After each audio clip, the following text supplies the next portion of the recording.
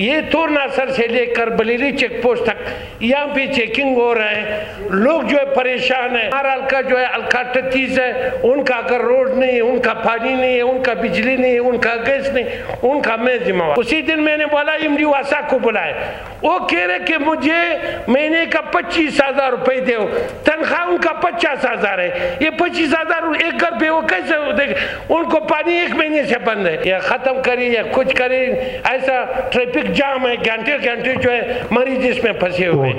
تو کوئٹے کے جو حوالے سے جو سلیم کوسو نے جو بات کیا تھا، اسے ہم لوگوں کا محترمے نے جو بات کیا تھا کہ کوئٹہ جو ہے نو MP ہے، تو یہاں پہ جو ہے نہ روڈ ہے نہ کچھ ہے.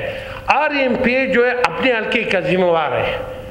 ہمارا حلقہ جو ہے حلقہ 38 ہے، ان کا اگر روڈ نہیں ہے، ان کا پانی نہیں ہے، ان کا بجلی نہیں ہے، ان کا گیس نہیں، ان کا میں ذمہ وار ہوں. باقی ہر MP جو ہے وہ کام کرے یا نہ کرے، ان کا ذمہ واری ہے. نو MP بھی اس میں بھی آتا ہوں، یہ ہم پر نہیں ڈالے. میں یہ بات کر رہا ہوں. اور دوسری بات یہ ہے، وہاں پہ رات کو 7 بجے 8 بجے یہ تو ناصر سے لے کر بلیری چیک پوسٹ تک یہاں پہ چیکنگ ہو رہا ہے، لوگ جو ہے پریشان ہیں.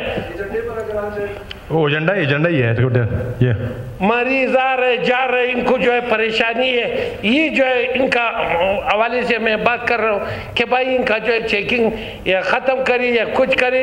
ایسا ٹریفک جام ہے، گھنٹے گھنٹے جو ہے مریض اس میں پھنسے ہوئے.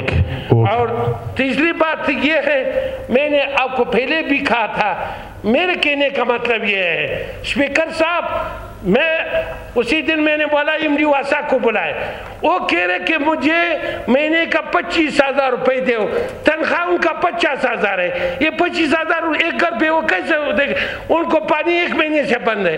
نہ جو ہے عبدالرحمن کیترانی کا جو ہے نوٹس لے رہے، نہ آپ نے ان کو بلائے، رولنگ دے دو کہ ان کو بلائے.